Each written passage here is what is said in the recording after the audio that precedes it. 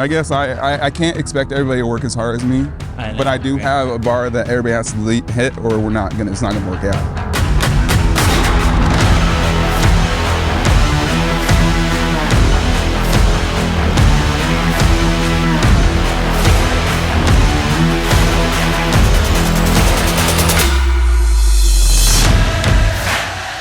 Hello and welcome to another episode of the Community Spotlight, where I interview local businesses and introduce them to you.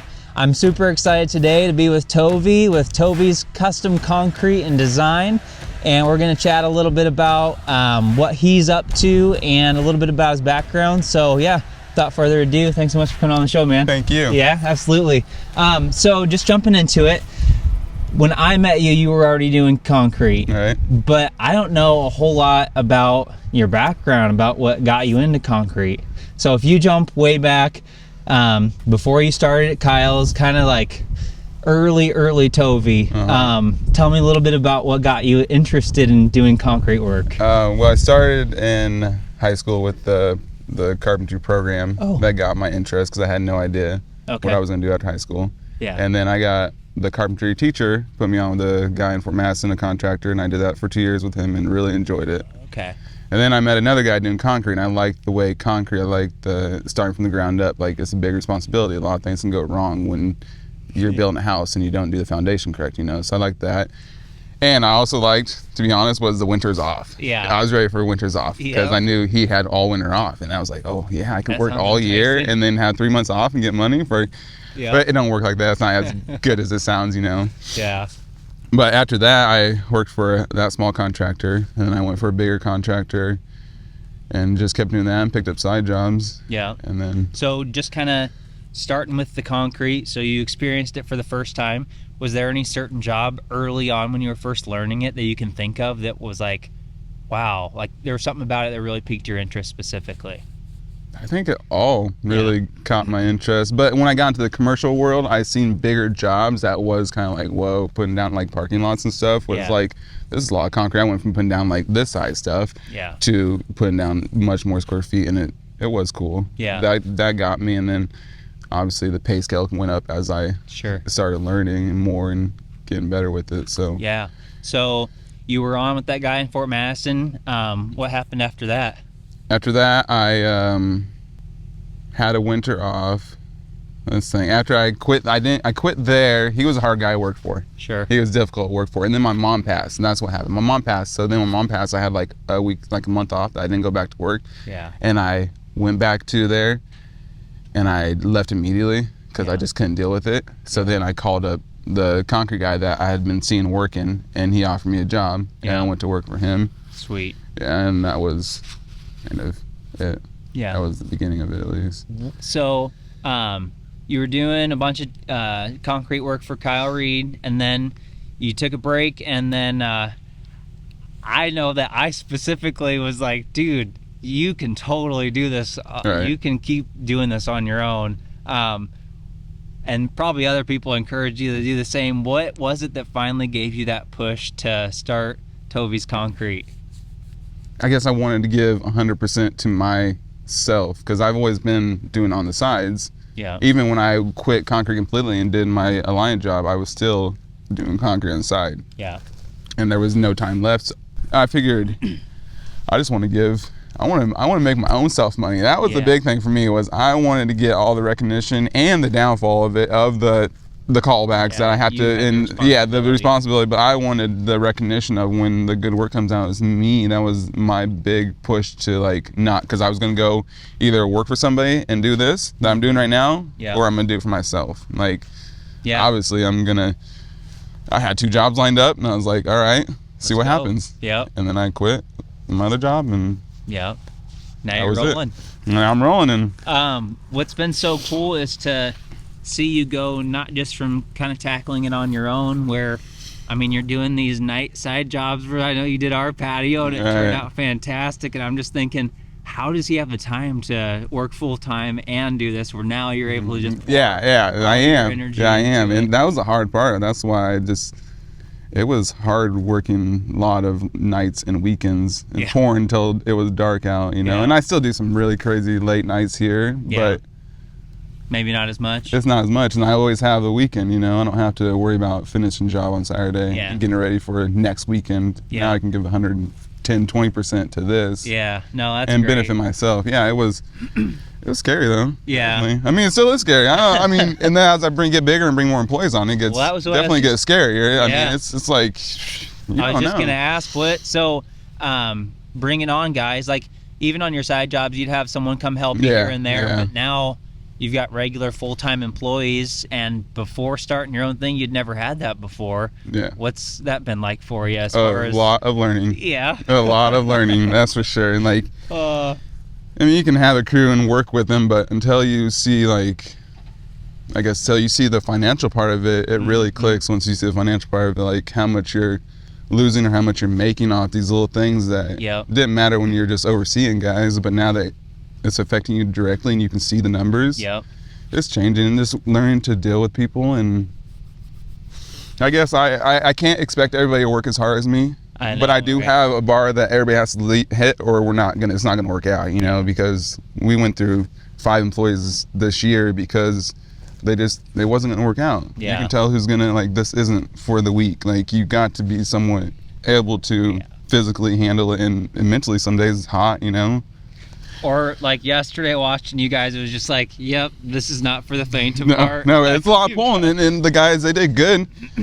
And they pulled, but that's a lot of concrete to pull, and some guys just get really lazy with a rake and don't really want to do much, and it's like... And you can see it in the concrete when it's done, but this looks fantastic. And I guess learning to deal with people has been the biggest thing. Yeah. Like, how to keep them...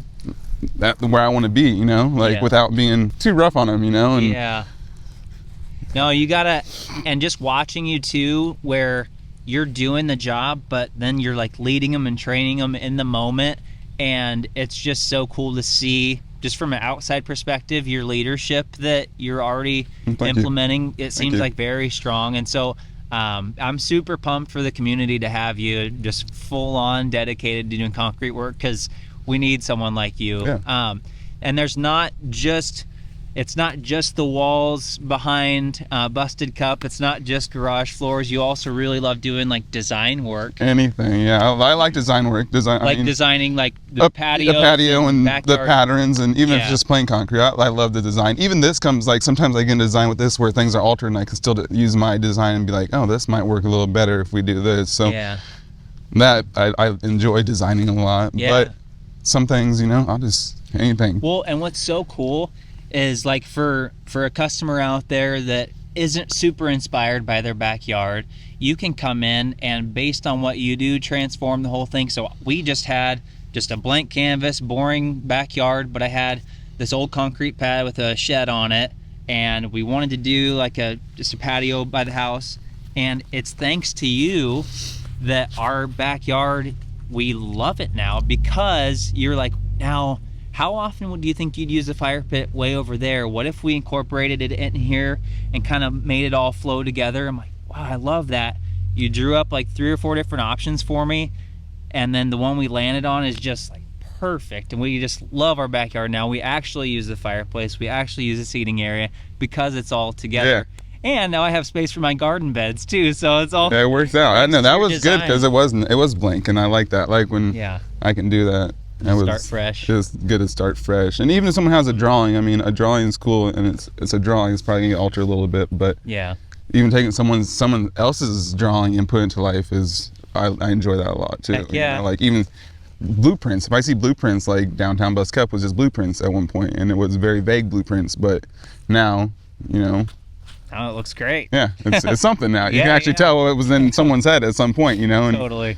It's just cool to run with someone's idea in their head and bring it to life. To a customer that might have a concrete project in mind, what's the easiest way for them to go about potentially working with you? Do they just give you a call on the phone and you guys chat about their project and you come out and look at it? Yeah, if you call, I can definitely make time to come out at some point. Heck yeah. Yeah, I don't got website right now, so I'm slacking on that. Facebook though, there's Messenger too, because I'm on Facebook. So if they found that, they could also reach out through Messenger if they can't find my number. But no, absolutely. Is there anything specific to Southeast Iowa, and there might not be anything here, but like, you're from here, what is it about this community? Let me just backtrack a little bit. It takes a lot to start a business, to invest in all the equipment, the time, energy, and getting people on board. Like, you're investing your life into this thing. Right. What is it about this area that you love doing that work in, and like the people in this area that you love serving?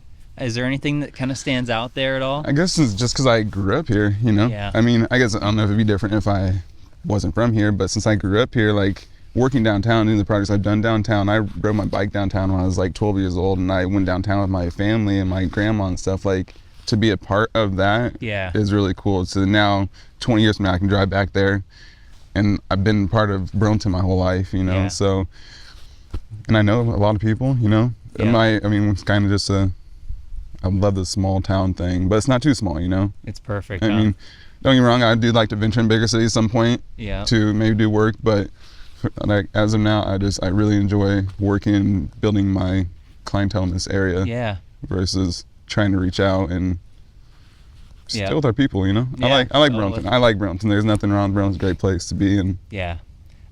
So when you're not slinging concrete, and you're not out in the yard playing with your kids, what do you enjoy doing for just you? Oh man, riding a bicycle, my BMX bike's probably my top. Kayaking's been one of my favorites lately. Sweet, I didn't know that. Yeah, kayaking, and then I got a motorcycle, but don't really ride that too much. Yeah. I don't know. I try and play guitar. Yeah. That's a slow process. It's a slow process, but I catch myself doing that once in a while. So yeah. But I feel like I just work so much. Like, realistically, I get home sometimes and I am just ready just to stop, you know. But I stay active though. I go to the gym, you know. That's like my peace, I guess. The 30 minutes I get of a day to like forget about everything for a minute and just like we were talking about the importance of staying active. But I always ask you, like, man, how do you have time to stay so jacked? And you're just like, you just see the concrete work. It's busy. Just like, it's heavy lifting. It is heavy lifting, and I'm sore from yesterday for sure. Yeah. But it's part of it, you know. Yep. No, it's worth it. It is worth it.